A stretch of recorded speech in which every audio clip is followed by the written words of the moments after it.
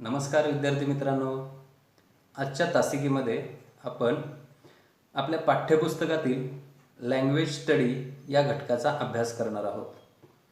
आजच्या लँग्वेज स्टडीमध्ये आपल्या युनिट नंबर 1 मध्ये लँग्वेज स्टडीमध्ये आलेला जो अभ्यास आहे तो अभ्यास आज आपण पाहणार आहोत.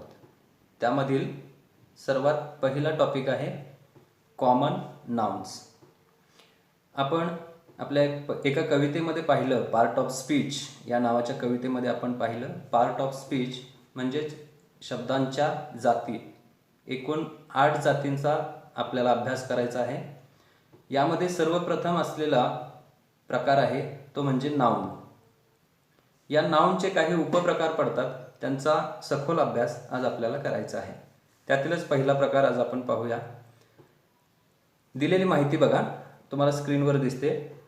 कॉमन नाउन 1 असं म्हटलेलं आहे. याच्यामध्ये सांगितलेलं आहे, you know that some things, animals etcetera that is some common nouns can be counted, they are countable nouns. म्हणजेच जे काही प्राण्यांची, वस्तूंची नावं असतील किंवा कोणत्याही घटकांची नावं असतील आणि ते जर काउंट करता येत असतील, म्हणजेच मोजता येत असतील, म्हणजे ती वस्तू 1 आहे, 2 आहे, 3 आहे, अशा 1, 2, 3 या आकड्यांमध्ये जर आपल्याला ते मोजता येत असतील वस्तू, तर त्यांना आपण काउंटेबल नाउन असं म्हणतो. पुढे सांगितलेलं आहे बघा, some common nouns stand for something that can not be counted, they are uncountable nouns. म्हणजे अशा काही वस्तू आहेत किंवा पदार्थ आहेत की जे आपण त्याला 1, 2, 3 यामध्ये काउंट करू शकत नाही. पुढे काय म्हटलं बघा, countable nouns have 2 forms, singular and plural. आता सुरुवातीला आपण 2 प्रकार बघितले, एक काउंटेबल नाउन आणि दुसरा प्रकार अनकाउंटेबल नाउन. त्यातला पहिला जो प्रकार होता काउंटेबल नाउन्स, त्याचे परत 2 उपप्रकार केलेले आहेत. एक आहे सिंग्युलर आणि दुसरा आहे plural. Let us look at some examples. त्याची काही उदाहरणं आपल्याला इथं दाखवलेली आहेत, बघूया. इथं स्क्रीनवर त्यांनी ट्री डायग्राम काढून आपल्याला त्या शब्दांची माहिती दिलेली आहे. वरती लिहिलेलं आहे काउंटेबल नाउन्स, त्याचे 2 प्रकार, एक सिंग्युलर आणि प्लुरल. सिंग्युलर म्हणजे एक वचन, प्लुरल मीन्स अनेक वचन. सिंग्युलरमध्ये पहिला दिलेला शब्द आहे वर्ड आणि त्याचं अनेक वचनी रूप केलेलं आहे वर्ड्स. म्हणजे काळजीपूर्वक तुम्ही पाहिलं तर लक्ष देईल, वर्ड या शब्दाला यस प्रत्यय लागून त्याचं अनेक वचन झालेलं आहे वर्ड्स. दुसरा शब्द आहे कंट्री, त्याचं अनेक वचन केलेलं आहे countries. Means singular form is country आणि its plural form is countries. स्पेलिंगमध्ये बदल झालेला काळजीपूर्वक पहा. कंट्रीच्या स्पेलिंगमध्ये शेवटी वाय आलेला आहे. जेव्हा असे शब्द येतील तेव्हा त्याचं अनेक वचन करत असताना वायचा लोप होतो आणि त्याच्याऐवजी IES हा प्रत्यय लागतो. पुढचा शब्द आहे माईल, त्याचं माइल्स झालेलं आहे, यस हा प्रत्यय लागून अनेक वचन झालेलं आहे. त्याच्या पुढचा शब्द आहे डेझर्ट. डेझर्ट मीन्स वाळवंट, त्याचं अनेक वचन झालेलं आहे deserts. Mountain, mountains. Road, roads. Story, stories. अनेक वचन होत असताना स्पेलिंगमध्ये काय बदल होतात याकडे तुम्ही काळजीपूर्वक लक्ष द्यायचं आहे आणि ते म्हणत म्हणतच पाठ करायचं आहे. पुढे काय सांगितलेलं आहे बघूया. इथं एक अनकाउंटेबल नाउन्सची नोट दिलेली आहे.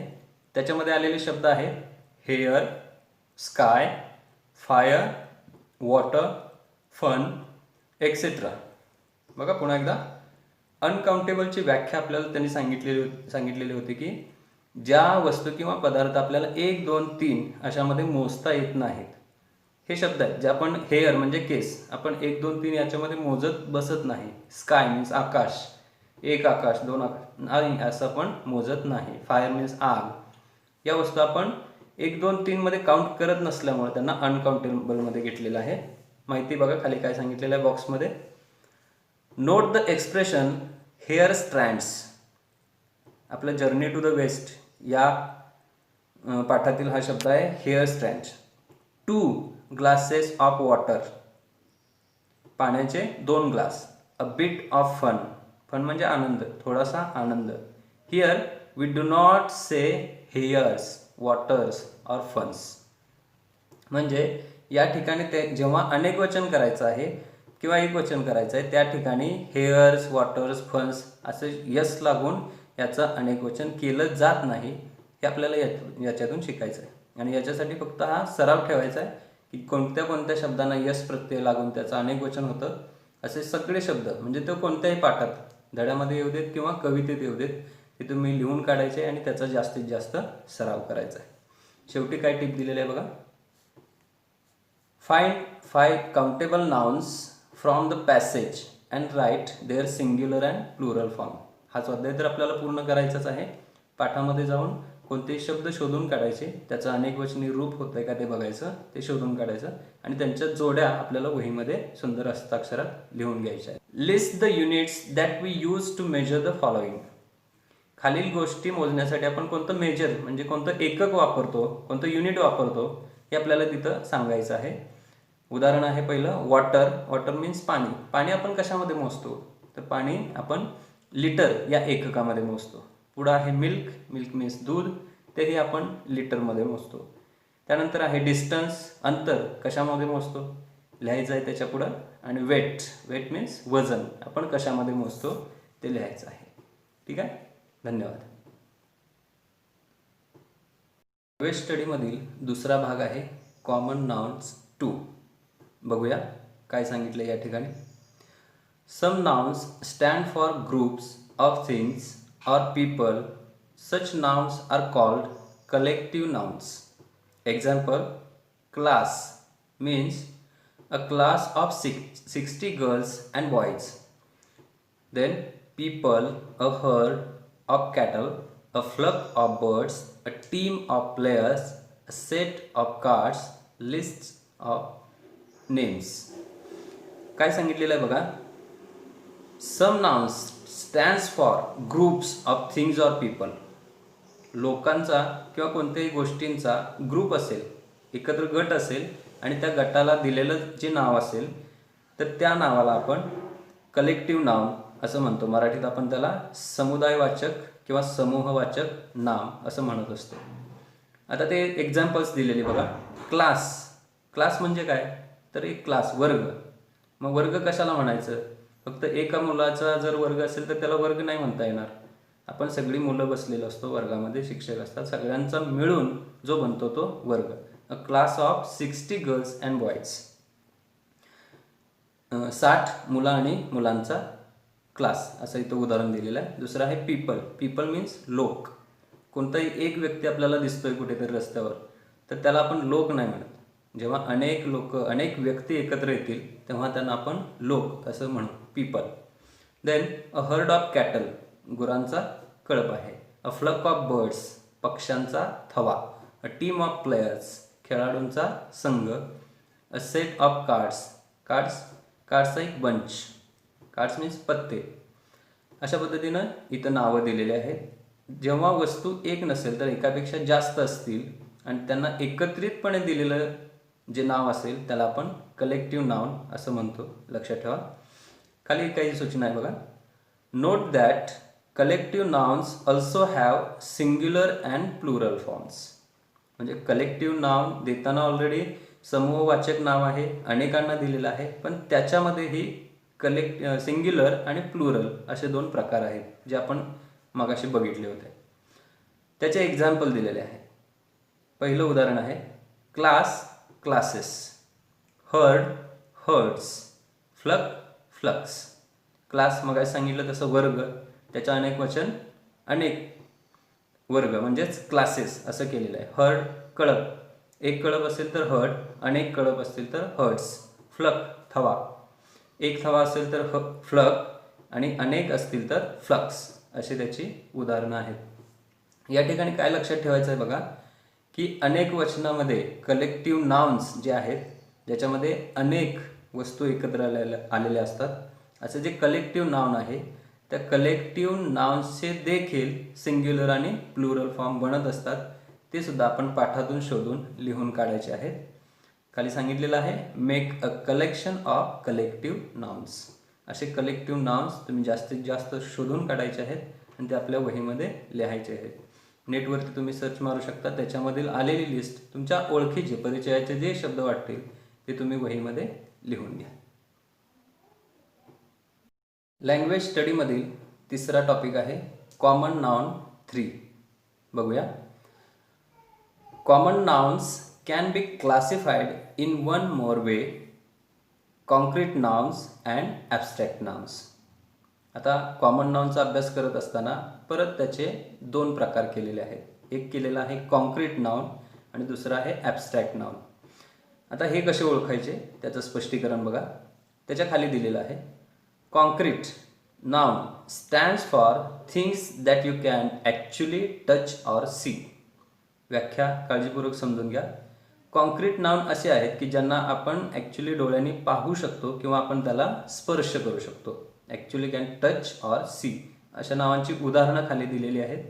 एक्झाम्पल्स स्कूल आपण पाहू शकतो, होम पाहू शकतो, कार्ड्स पाहू शकतो, बटरफ्लाईज पाहू शकतो, चाइल्ड लहान मूल पाहू शकतो किंवा आपण त्यांना स्पर्श करू शकतो.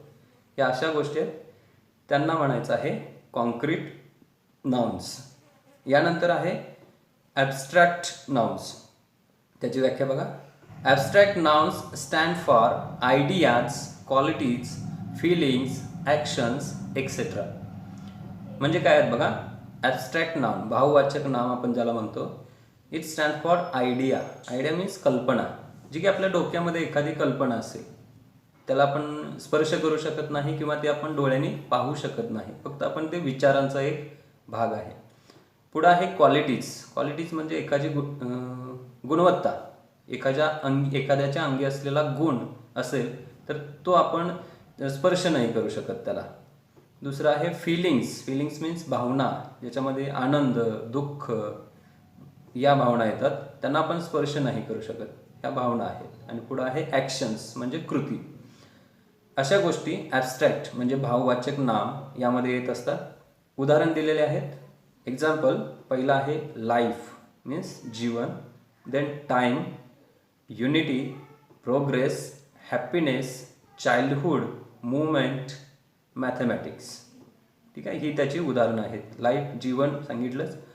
टाईम म्हणजे वेळ, त्याला आपण स्पर्श नाही करू शकत. तर एवढा वेळ माझा गेला, एवढा वेळ मी वापर केला असं म्हणतो, पण आपण त्याला पकडू शकत नाही, स्पर्श करू शकत नाही. पुढं आहे युनिटी. युनिटी मीन्स एकता. सगळेजण एकत्र येऊन आपण काम करतो तेव्हा आपण आपली युनिटी दाखवत असतो. युनिटी मीन्स एकता, त्याला की आपण स्पर्श करू शकत नाही, ही एक कन्सेप्ट दिलेली आहे. Then progress. प्रोग्रेस मीन्स प्रगती, अभ्यासातील प्रगती. हॅपीनेस आनंद आहे, चाइल्डहुड लहानपण आहे, मुवमेंट क्षण आहे आणि मॅथमॅटिक्स गणित आहे. पुढे दिलेली सूचना बघा. Can you spot at least 3 abstract nouns in the following paragraph. खाली एक पॅरेग्राफ दिलेला आहे, तो काळजीपूर्वक वाचायचा आहे आणि त्याच्यामधून मिनिमम कमीत कमी 3 ॲबस्ट्रॅक्ट नाव म्हणजे भाववाचक नामं शोधून काढायची आहेत. नाउन्सचा पुढचा टॉपिक आहे कॉमन नाउन्स 4. काय दिले बघूया.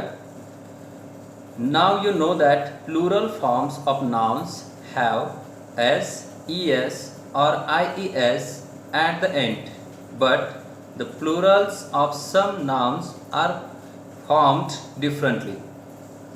They are called irregular plurals. Look at the following forms.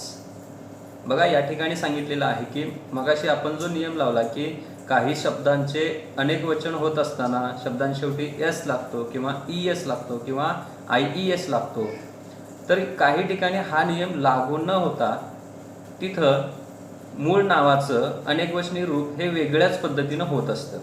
अशी जी रूपं आहेत की मूळ नाव वेगळं आणि त्याचं अनेकवचनी रूप वेगळंच झालेलं आहे, अशा शब्दांना इरेग्युलर फॉर्म्स असं म्हटलेलं आहे. सिंग्युलरचे प्लुरल करत असताना होणारे इरेग्युलर प्लुरल फॉर्म्स ते कोणते आहेत? काही उदाहरणं इथं दिलेली आहेत, बाकीचे आपल्याला शोधून लिहावी लागतील. इथं दिलेली उदाहरणं बघूया. पहिलं आहे चाइल्ड, चिल्ड्रन. चाइल्ड हे एक वचन आहे, तर चिल्ड्रन हे अनेक वचनासाठी वापरलं जातं. त्याच्या खाली आहे माऊस, त्याचं अनेक वचन आहे माईस. मॅन, मॅनचं अनेक वचन आहे मेन. फूट, फूटचं अनेक वचन आहे फीट. पुढचं अनेक वचन आहे विमेन, विमेनचं अनेक वचन आहे विमेन. पुढं आहे लीफ, लीफ लीव्स. याच्या खाली काही सूचना आपल्याला बघूया. आपल्याला अभ्यास सांगितलेला आहे, collect examples of regular and irregular Plurals. आपल्या पुस्तकातून किंवा नेटवर सर्च करून तुम्ही ते इरेग्युलर प्लुरल फॉर्म्स शोधून काढायचे आहेत आणि आपल्या वहीमध्ये लिहायचे आहेत. धन्यवाद.